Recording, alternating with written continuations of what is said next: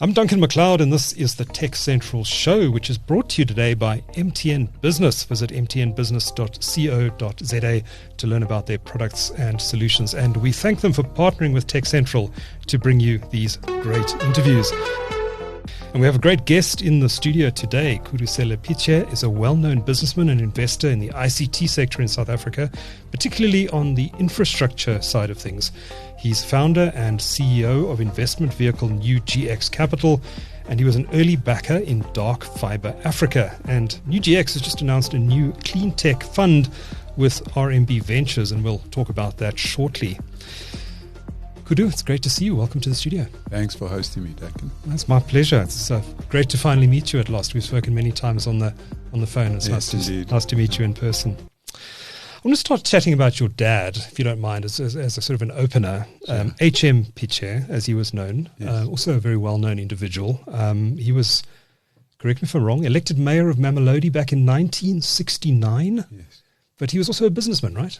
Agreed. Yes, he was the first mayor of Mamelodi, but he had this talent of spotting opportunities and started a small business whilst what was called a kitchen boy in those days, and built himself enough savings to start showing movies at community halls. Okay. And he ended up building a cinema and in Mamelodi as well, and supported the community. But unfortunately, in the 80s, some politicians, which they admitted in the Judge Krigler Commission, went after all these businesses and destroyed them. So we were left with nothing from the 80s. Yeah. Why? He was, whilst the mayor, a very strict and honorable man, and he lived for the communities. And what ended up happening, they ended up coming up with rates arrears, which he tried to get into a payment plan with them, even though they couldn't prove that he owed the money. And regardless of the payment plan, they still went after him. And at the commission, from what I understand, one of the individuals admitted that they wanted him either dead or they destroyed his businesses. So fortunately for us, I always say to my family, they went after the businesses. So was this the white apartheid government that went after him? It was the Mamelodi Council. I forgot in those days what they were called. And the individuals are named in the commission's outcome. Actually, Judge Krigler said to the municipality, which is now the Tshwane municipality, apologize and compensate the family for what has happened to them. We're still trying to get that out of them. But fortunately, I learned some skills from him, which have led the family back to business. Okay, good to hear, good to hear. So Khudu, actually, while I was researching for this interview, I came across an interesting article that said when your dad passed away in 1997, you kept a newspaper clipping about that. And you wrote across the newsprint, "I will make you proud." Do you still have that newspaper clipping? I do, yes, indeed. So we're starting to make digital copies of his articles and putting them up at our head office in Illovo. And that drives who I am. Still today. So even today. And he was someone that I followed around at, I think, age 10. I used to look after some of his businesses, and probably at age 11, he would take time out if I'm on holiday. So he played a big role of who I am as a man and a businessman. And this is someone who didn't go to school. So... and taught me a lot of what I know about accounting. Ended up being the top accounting student at school, just from being taught how to count on a piece of paper. You know, and that newspaper article still drives a lot of what we do today. So my wife looks after the foundation. We've got 8,000 scholars under management. We are now starting to ramp up our skills development programs, about 500 youth that we find job training and job opportunities for. Yeah. And he was, of course, the mayor of Mamelodi, so he had a political side to him as well. You weren't interested in following him into the politics? With what happened to him, it scares me. I think I always say to people, we probably have in our history 3 public sector related projects, and I always say all 3 ended up in court. And, really? And tell young people, if you want to disrupt, don't let government be the anchor of your disruption. Come up with what private sector sees as value adding, and then ramp up from there. And that's why you see how New GX is structured today. We are very much focused a lot on how we disrupt in the public sector space. Okay. So let's talk about New GX Capital then. When was it founded, and why did you found it originally? I'm a CA by profession, work for JP Morgan in South Africa and the UK. I was fortunate, even as an analyst, worked on the Telkom listing, so I got an insight into the telecommunication sector. When I went to the UK, I also worked for the telecommunication team and the oil and gas team. So coming back in 2004, I thanked JP Morgan for the opportunity, and I said that's where our road ends, but I really appreciate what you've done for me as an individual, because it was, if I remember, my second international trip ever. First one was Thailand, and London was the next one, and really looked at the BE space, what is called the BE space, I guess, and I saw a gap for a value-adding BE player that can take opportunities from nothing to something, or can run large-sized businesses. And because I could invest and operate, I was able to do due diligence, interpret where the businesses should be positioned. I mean, there's a environmental risk management consulting business that we acquired in, I think, 2005. We're still involved with them. So we've seen them from, call it 5 million turnover to 34 million turnover. It's called Shangoni Management Services. It plays a critical role in us understanding compliances for our clean tech fund, because they deal with water use application licenses. They deal with health and safety. And we've built on from there. And that was what drove me. And Absa Capital back then, led by Andre Pieterse, took note of what I was doing. And they asked me to make an application. I think by then they'd only backed Mvela Pande. And I put in a funds of funds application and started drafting the strategy for the fund, which led them to say, please go and look at a small investment holding company. Back then it was called CIE Telecoms, which is today CIVH. And then I met with the founder, Nick Venter, and I found that what I was planning to do actually dovetailed well with CIVH. Okay, fascinating. You mentioned you were involved in the Telkom listing at JP Morgan. Yeah. That must have been a really interesting project to be involved in at the time. Is that where your interest in telecommunications first started to emerge? Yes, indeed. It's in my path, you're now starting to understand fixed and wireless because of the various assets in it. And I was supporting the Department of Public Enterprise. I think it was the Project Management Office. And it gave me great insight on the possibilities of the sector.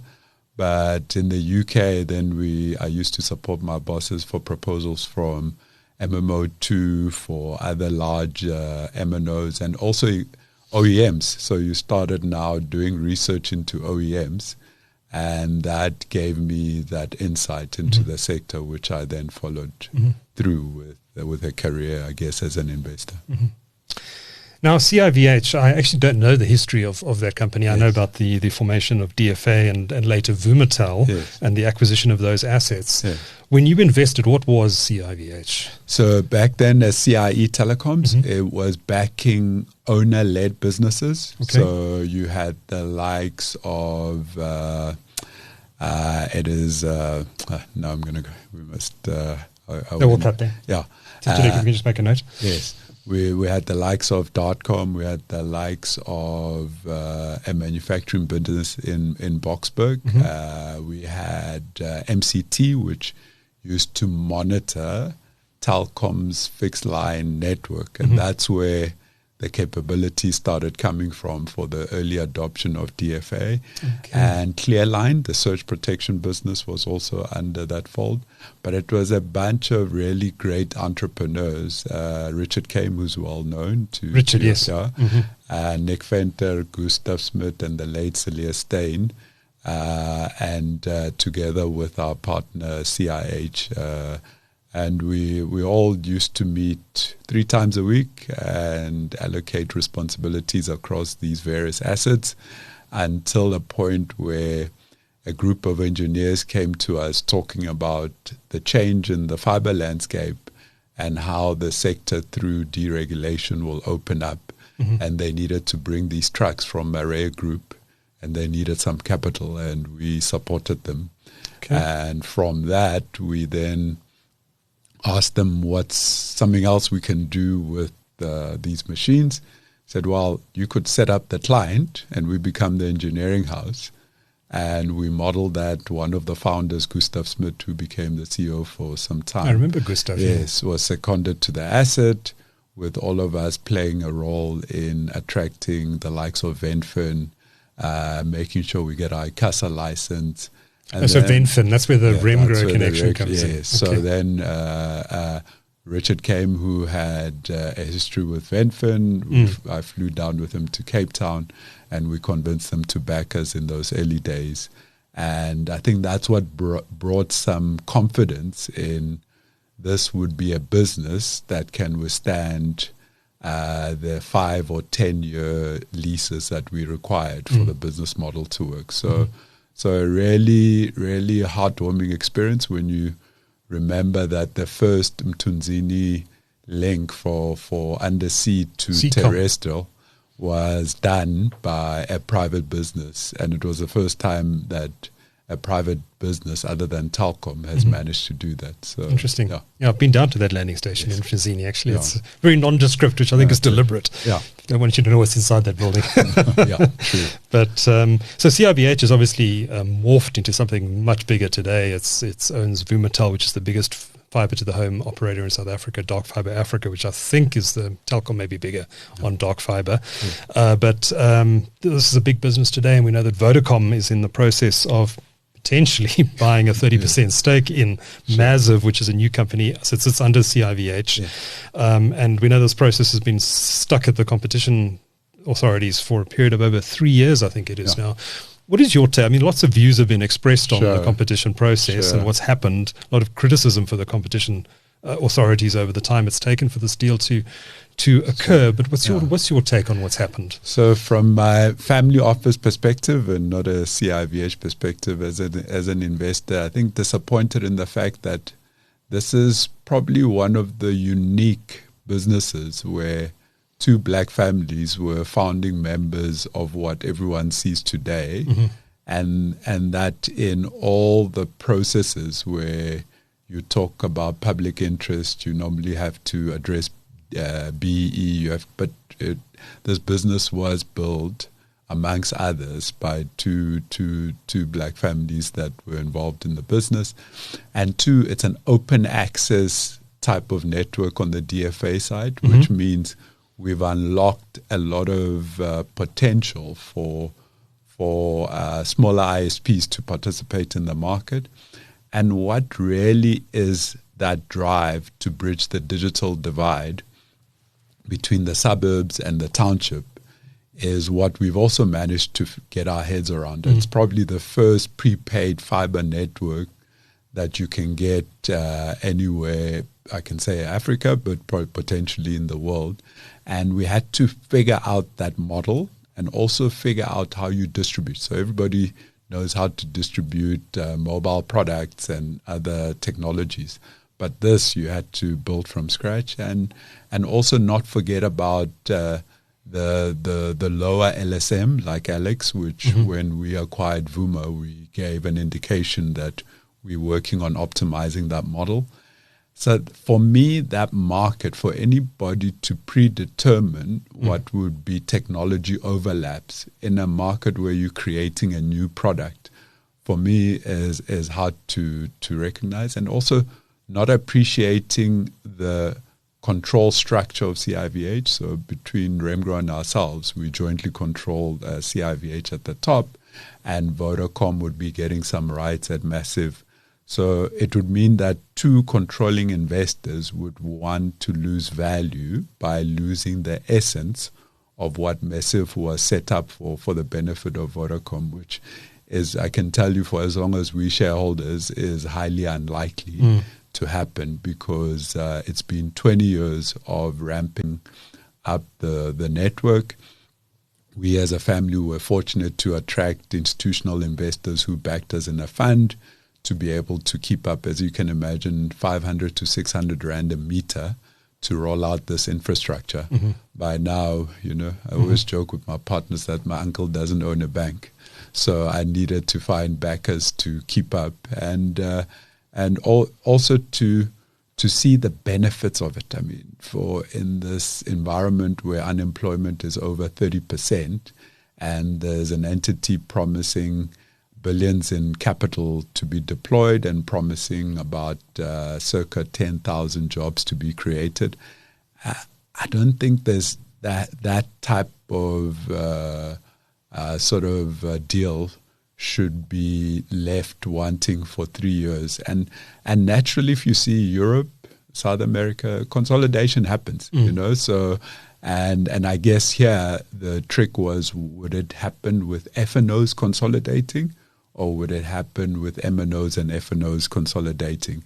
And it happens that in South Africa, it's taken a F&O and M&O consolidation, but we also bring these assets of Vodacom back into an open access network, meaning that others who didn't have access to it will get access to it. And from all the interference it's a strategic minority, yes, with rights, but against a majority shareholder who has two controlling shareholders. So for myself, I think, and for our family, disappointed to see that such a landmark transaction has been ongoing for over 3 years. And I can imagine it's impacted probably how foreign investment views South Africa from a regulation point of view. I think regulation certainty, I think that's why the energy sector is booming. Regulation certainty is key. And for me, because no one can really make a decision if a regulator is going to take 3 years to decide on it. Right?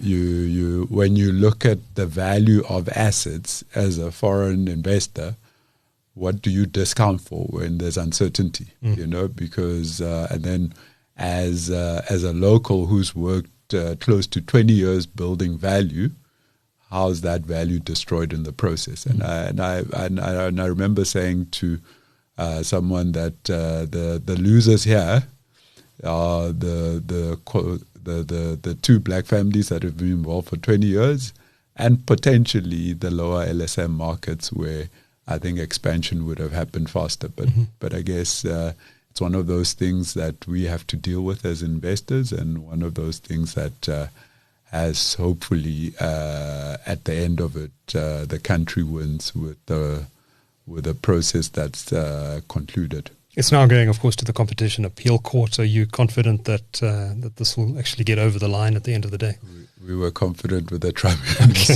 So our confidence level, I think we're doing this because it's the right thing to do. And the right thing, not just for us, for the sector. So you can imagine if consolidation doesn't happen, what happens to other players? What happens to OpenServe? What happens to... So I think it has a direct impact on a sector whose natural next step is consolidation.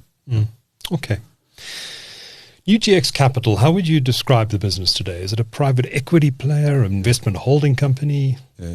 We've actually evolving from a family office arrangement to an asset manager. So we moving various assets of ours as our contribution towards building a fund platform. So we have this clean tech one anchored by RMB, but we will soon be announcing, hopefully still this year, a digital tech AI.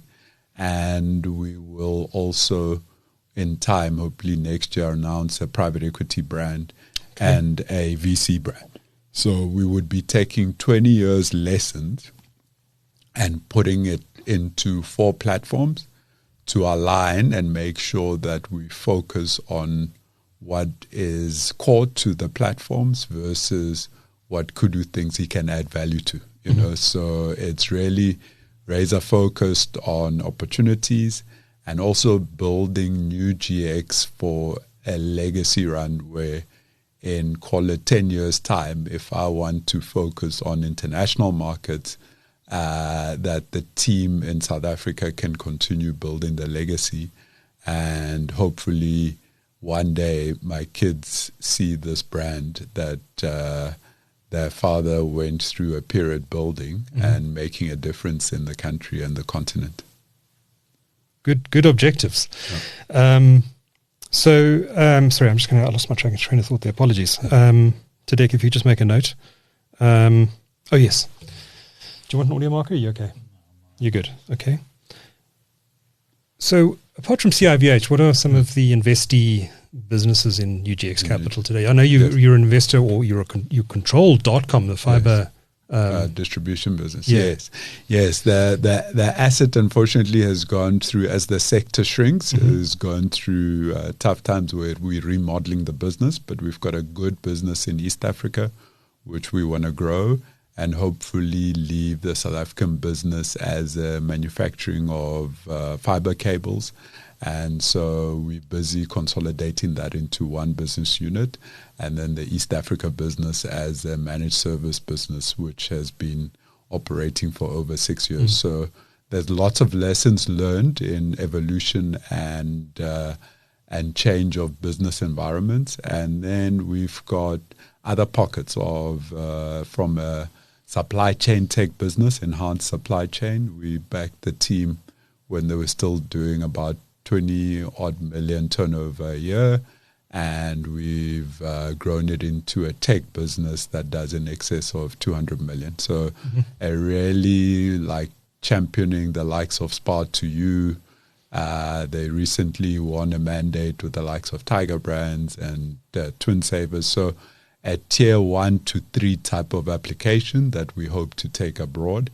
And we also own a small stake in Tracker, the vehicle tracking business. Yeah, and we own a stake in Skynet, which is an interesting project we pursued with RMB, where we're consolidating a courier network across Hong Kong, UK, Germany, South Africa, Mozambique, and Namibia.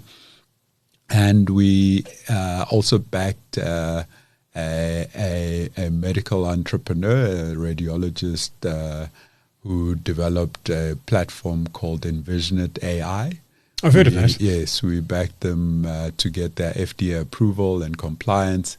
And now that business has achieved quite a key milestones. It's Bayer, the OEM, has put them on their marketplace. Blackford has put them on their marketplace. Mayo Clinic is engaging them, and other large med tech platforms that we can tap into. So we'll go on a capital raise for them this year. And we think that business has potential to be acquired by one of the big OEMs. And that sits in our RMB JV, which is called New GX Ventures. And then we've also tapped into international markets, so followed some of our business partners in as a passive investor in a US fiber platform and other platforms that give us sort of euro exposure, but as like a passive player just to balance the rand and the hard currency portfolio in our digital infrastructure. And 6 years ago, were the co-founder and first investors of this digital utility called Fungi Energy.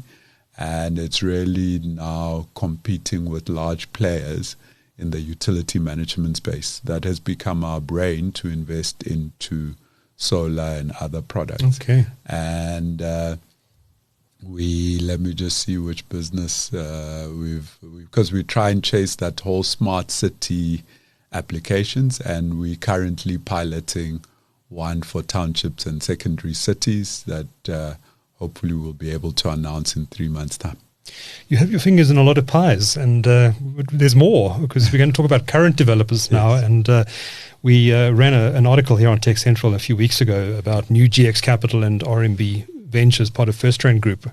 And the two businesses have jointly created a new investment vehicle called Airnegize. Is that how you pronounce it? Yeah. Airnegize, spelled Airnegize Airnegize Capital. Yes. And this new fund has already raised 2.5 billion rand in initial commitments, with another 1.5 billion or so targeted for the months ahead before the initial fund close. Yes.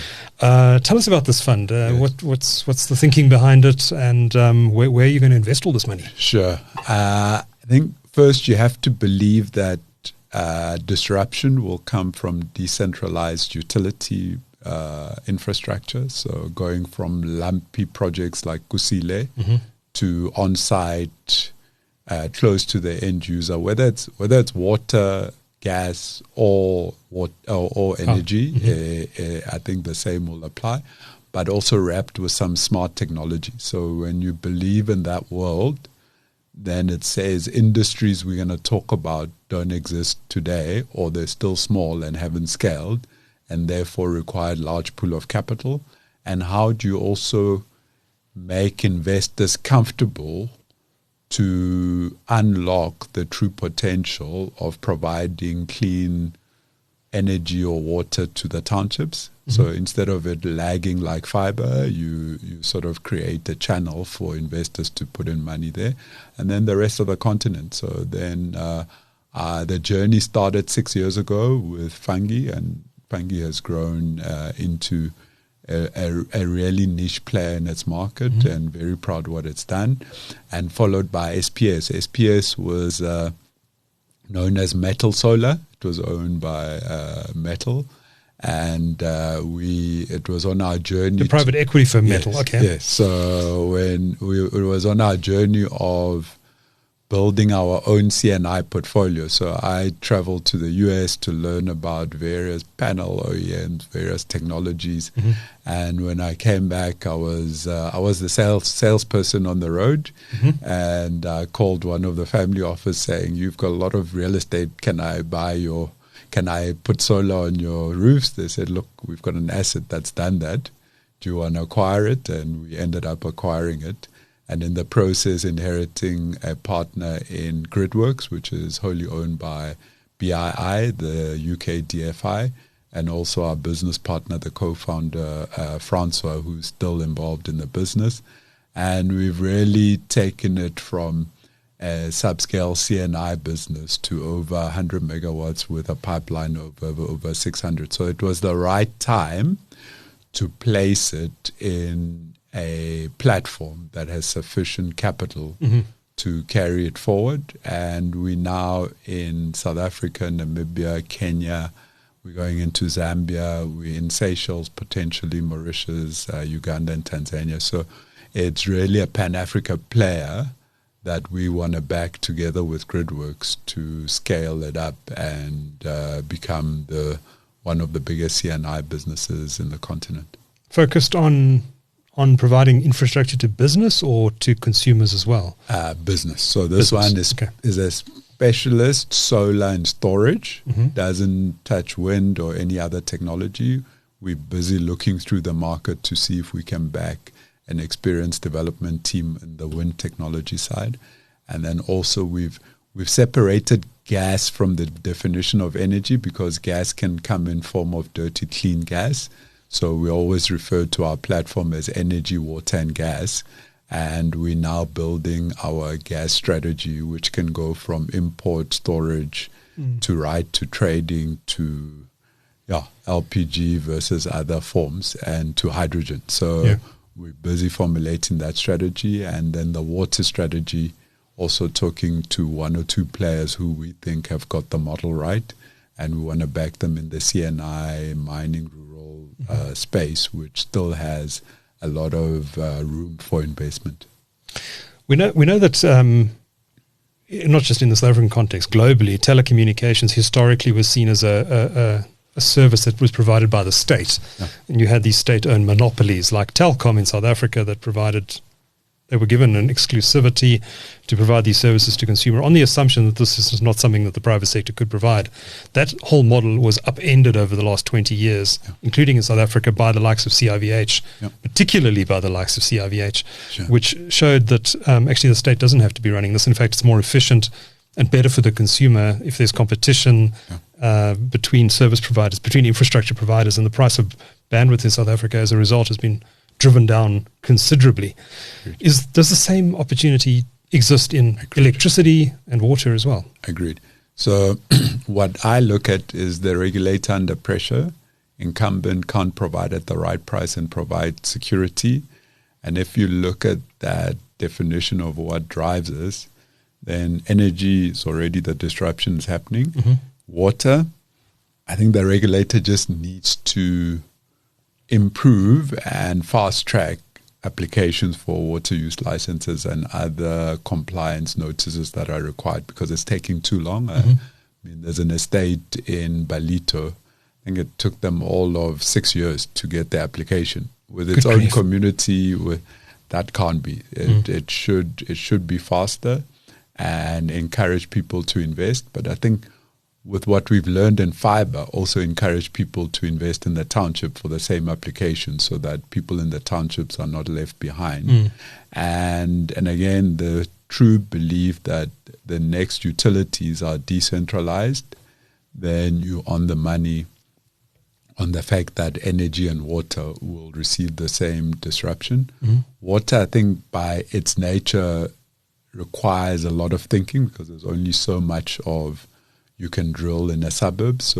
And the water infrastructure is structured in such a way that you can't recreate sort of reservoirs to push into suburbs.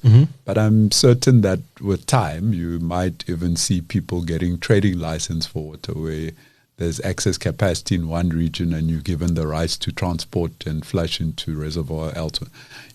And that's what you have to believe to set up a clean tech platform like we've set up, because we believe not only just South Africa, but the continent requires such investments to grow. In telecommunications, it was the establishment of internet exchanges like the one at Terraco that really helped underpin the growth in the fibre market. And are there similar things in electricity and water that are prerequisites to the effective privatization of these services to make them function properly, like electricity trading markets, for example, or the equivalent in water? I think the electricity trading market is a start, but it's a lot focused on commercial and industrial, and a lot of it, with the exception of Cape Town. Cape Town has gone out saying it will unlock its grid for trading, and we're also going to approach them on a concept in one of the townships to see if it does work. And if that works, then you can imagine if you're able to trade solar and storage power in and out of the grid in the township context. That also de-risks from an investor point of view because you can model around it and you can model around the risk. And also I think there's if you think about your house and how you build by the likes of City Power, I am certain if an agency was created that reconciled on behalf of each home and automated reconciles back to City Power, can imagine the amount of savings that will come through from that, and also what it would do for working capital of the likes of City Power. So I think this market still has room to unlock further deployment of solar, and it's great to see that the likes of Go Solar and others have taken opportunity. But I think it's a phase. There's still lots to be done. If you think of South Africa with in excess of 16 million homes, everyone's busy chasing the two, but there's a balance that is still viable, and there's a balance of businesses that are still viable. So I think great potential. The government always pushed back against liberalization in the telecommunications sector on the basis that businesses would cherry pick the best markets, the leafy suburbs, and go after those and ignore the mass market, the townships and all the rest of it. We've seen some investment going into townships, and you clearly it's a passion of yours to get connectivity into every home in South Africa. We're not there yet, but I think the telecommunications industry is showing that it might be possible. But I think there's still a lot of reluctance in government about saying, well, private sector, go for it, solve the problem. There's a feeling the government has to be involved in some way. What do you tell politicians who tell you that, sorry, the government has to play a big role here? When I was in India, I asked them, how did you get this whole BPO and tech market to dominate the world? They said, because government stayed out of it, and they allowed us to grow. And I think it's the same message for South Africa when it comes to utilities and essential services like connectivity, energy, water, and I think the gas market also will change. It will play a pivotal role in our energy mix in the country. And you're seeing it even in security for the likes of Vumatel coming up with AI security solutions to provide public safety. So I think government's role in my mind is to make sure there's clear regulation and security of asset is clearly understood, and also not using things like way leaves in the telecom sector to slow down people or issue multiple way leaves for the same area without realizing that the same contractors are going to dig the same road. And if you just look at the township environment, 900 billion GDP market, 60% of it formal. So we're all chasing a 500 billion rand market, and we all first think of risk versus the opportunity. And I always say to my team, why are shopping centers there? Why are beverage distributors there? There's a market. We just need to design a product that particular market appreciates and provides value to, and I think adoption will happen. And one of the success townships for Vumatel has been Mitchell's Plain. It's been a phenomenal success, and because once the community understood the power of connectivity, adoption happened. And it's you've seen people run their businesses from home. I believe take-up there has been huge. It's been incredible, and you can see. I mean, call centers are now being built in Mitchell's Plain, so it can change how people perceive townships, and also save people money from traveling to town. You're now working and buying in the township environment, and I think one of the classical example is in Alex when we did a site visit, and a lady there's one entrepreneur who owns the apartments, and she charges an amount that I think even people in some of the suburbs would be proud of charging for a room, and she added connectivity to it. Tenants didn't complain, and I asked one of the tenants, why does this work for you? He says, I rather pay my landlord 100 odd a month to save 2,000 that I used to spend on traveling. Now I am selling my products from my one bedroom because it goes from there to my consumer through a distribution agent. So that type of impact I don't think is documented as yet. And if you look at e-commerce, I mean, one of our investments in Hans is involved in Spar2U. So you can imagine the impact of having connectivity in each home on adoption of online shopping and what job creation for our youth, the ability of our youth to design and manufacture products at a township level to sell to the suburbs or to sell internationally is there. So I think an exciting path if government plays a supportive role rather than a controlling role. Or an obstructive role in the case of the regulators, as we've talked about earlier. You're obviously very passionate about uplifting communities, and poorer communities in South Africa, by definition, are mostly black. How important is it that this new fund is black managed and controlled? And allied to that, there's been a lot of debate lately about the role of BEE in South Africa in 2025, with some people suggesting maybe it's even run its course. What's your take on the role of BEE today? Yeah, I think being a child of a township trader who couldn't get facilities at banks because they were black and living in townships, I think you need to appreciate that first before you say BE has played its role. And secondly, for me, it's more the execution of what is really a transformative legislation that has failed us. I think I think there's smarter and harder working Khudus out there who haven't been able to be accessed because it hasn't been implemented correctly. So if you look at the different pillars of BEE, from equity to SMME development, I mean, if those are applied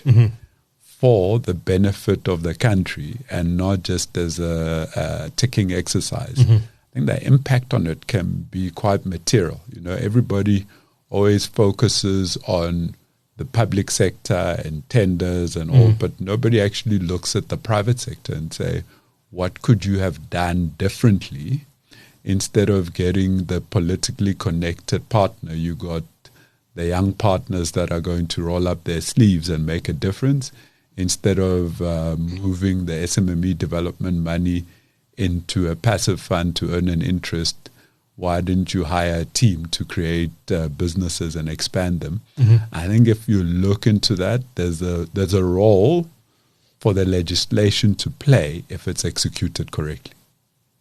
So how would you like to see the BEE framework adjusted in South Africa going forward? What should we be doing differently? What should the government be doing differently? What should the regulations say that's different to the way it's done today? Yes, I think like township, if you think of this 500 billion formal, I mean, who is funding those businesses that are part of that 500 billion GDP? You know, could there be others that could scale if they had access to capital? Are there entrepreneurs who've been knocking on doors and not getting access to capital? Is there a way government can do a proper economic analysis of each township to understand the opportunity set? I'll give you an example. Soshanguve, we come from Soshanguve. My parents had a home. I converted it into a 30-bed student accommodation just to see whether what I'm thinking in my head is possible.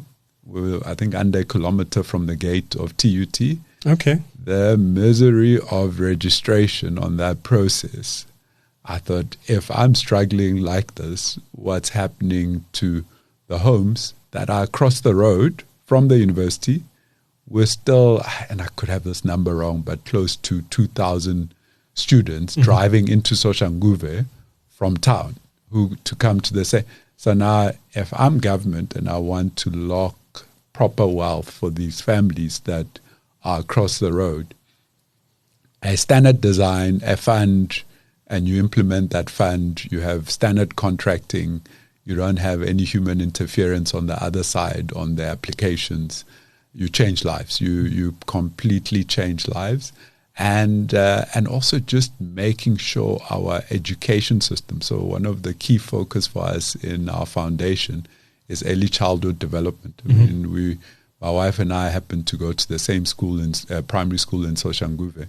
And when we walked there and you realize some of the stats that you've been given, I think township kids are on a mountain of note to climb to get to be here at an interview like I am at. It's you're finding a lack of understanding of how to actually impart knowledge to the kids, lack of access to technology, lack of infrastructure, and you can go on. So we've now partnered with a farming community learning platform that then consults for us and places interventions around maths, English, and you can see the difference. But if that is coordinated in a way in what we refer to as BEE in those pillars, because in those pillars, there are good things. There's education, there's SMME development, there's CSI.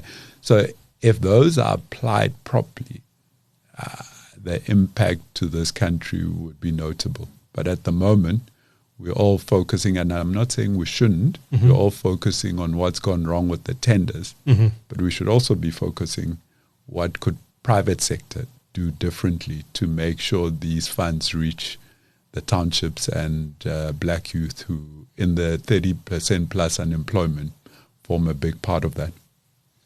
Just lastly, the new Airnegize Capital Fund. Yes. Based on what you've told me in this discussion, you're not only measuring its impact on ROI. Yeah. How will you determine the success of this particular fund? Sure. I think, one, we need to close the 4 billion capital raise, and we're not too far from that. I think we've got 3 investors line of sight, and we're hoping in 3 months we will get pretty close to that or beat the 4 billion mark.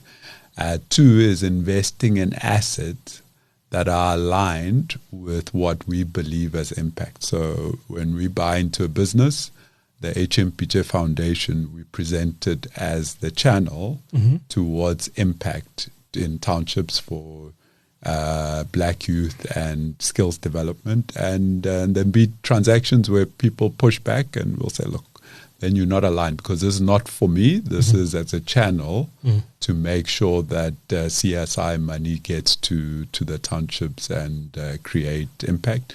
And also supply chain. I remember when we acquired Vumatel, I think it was a level 6 or so BE. Now the massive group is close to level, I think it's level 1 BE rated. So it means that every time there's a board meeting, there's rigor around discussion around how we hire the talent, how we spot black talent. We're not just ticking a box here. Right. We must spot real talent and build it around the business plan versus saying in with this and out with that. That's not how you build a business. You build it around a business plan and also enterprise development, making sure. There have been instances where a young installer in Atteridgeville receives a 20 million rand order, and sometimes you get good ones who take advantage of it, and sometimes somebody disappoints you and really doesn't complete the work, but if we just keep trying, we've seen some really brilliant future leaders who've come through an email of, my name is so, I don't have a job, can you please help? And there's an actuarial scientist who's now one of the future leaders of Enhance. And recently there was an article on a lady by the name of Skiliwe, who my wife had hired as part of a skills development program. And she managed to take her sisters to school, who's just graduated, I think, with an HR TVET diploma. And she used the stipend to actually make sure that she can better the life of her sister. So for us, it's those stories we want to see more and more of, and we need to also apply it in a Pan-African theme, because SPS is not just in SA. So whatever we learn in South Africa, we must also diligently apply in the rest of the continent. Khudu Pitje, it's been great to chat to you and great to finally meet you. Khudu Pitje is founder and CEO of New GX Capital. Thank you for your time. Thanks a lot for hosting me, Duncan.